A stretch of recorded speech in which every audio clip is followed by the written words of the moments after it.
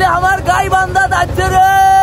কোথায় আছে না থাক কোনোদিন দেখম নাই তাই বড় সুন্দরী, যার হাতে রান্ধন খাম নাই তাই বড় কি রান্ধনী।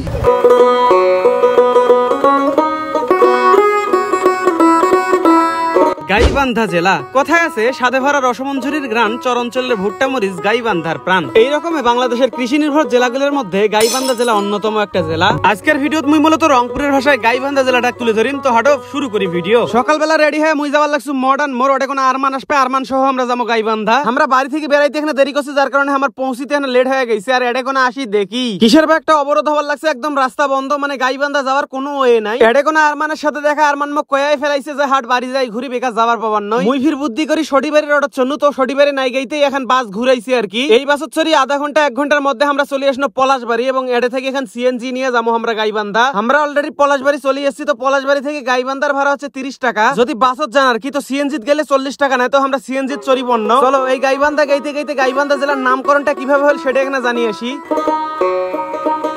কথিত আছে আজ থেকে প্রায় 5300 বছর আগত গাইবান্ধা জেলার গোবিন্দগঞ্জ এলাকায় বিরাট রাজার রাজধানী আছিল। আর এই বিরাট রাজার প্রায় 60,000 গাভী বা গরু আছিল। সেই গাভী বা গরু বান্ধার স্থানটি থেকে এই এলাকার নামকরণ হয় গাইবান্ধা। বগুড়া, রংপুর, দিনাজপুর, কুড়িগ্রামের মাঝতে এই গাইবান্ধা জেলা অবস্থিত। সদর, সাদুল্লাপুর, পলাশবাড়ি, গোবিন্দগঞ্জ, শাখাটা, ফুলছড়ি ও সুন্দরগঞ্জ এই মোট 7টা উপজেলা নিয়ে গাইবান্ধা জেলা গঠিত। এর পাশ দিয়ে তিস্তা ও যমুনা নদী বয়ে যায়। খাবারের মধ্যে রসমঞ্জুরি আর চরঞ্চলের ভুট্টা মরিচ বিখ্যাত। আচ্ছা, তো গাইবান্ধা সম্পর্কে মেলা কিছু জানেন। তো এটা কোনো আসি এখন রিক্সা নিয়ে আমরা এখন যাবার লাগছি দারিয়াপুর। ওর থেকে অল্পক্ষণ আগে অটো নিয়ে আমরা চলে আসছি দারিয়াপুর, এবং এই যে আমাকে রঞ্জু ভাই রিসিভ করার জন্য লোক পাঠাইছে। যাই হোক, বাড়ি থেকে আস্তে আস্তে অলরেডি 3:30 পার হয়ে গেছে। তো এটা কোনো অল্পক্ষণ রেস্ট করি, খাওয়া দাওয়া করি, এখন আমরা যাবার লাগছি ঘুরবে। ভাই আমরা এখন যাবো কোটে? ওরে ভাই নায়ক সাথে আপনি গাইবান্ধা যাচ্ছি, যেমন গাইবান্ধা করে নিয়ে যাবো না নিয়ে যাবো সেটা আমার ব্যাপার। আচ্ছা আচ্ছা ঠিক আছে, সরি স্যার সরি। যাই হোক, এটা দেখো তো রঞ্জু ভাই এখন অটো রিজার্ভ নেছে, মানে এখন যাবো বালাসির ঘাট। পরে মুই জানার পাশে আর কি চলে আসছি বালাসির ঘাট।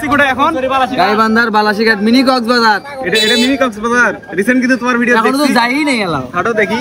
স্পিড বোট যেগুলো আছে না, এখানেও পাওয়া যাবে, ফেরি পাওয়া যাবে, আচ্ছা, এবং ডিঙ্গি নৌকা, ঠিক আছে, মানে যেটা যেটা দরকার আর কি। একটা কক্সবাজারের যে মানে শাখা হিসেবে যতটুকু আছে।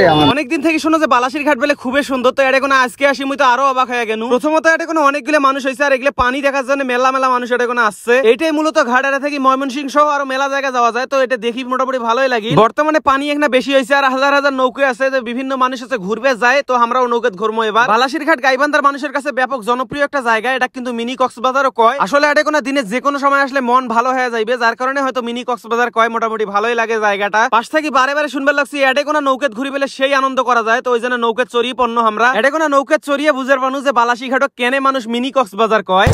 বর্তমানে আমরা বালাসি ঘাটত আসছি, এবং বালাসি ঘাটত নৌকাত করে ঘুরবার লাগছি। আর এই নৌকাত ফিলিংস ভাই, মানে রংপুরের মানুষ আছেন হয়তো নৌকাত মহিপুরের তিস্তার দোস্তেন, বাট এটার ফিলিংসটাই আলাদা। আরমান নে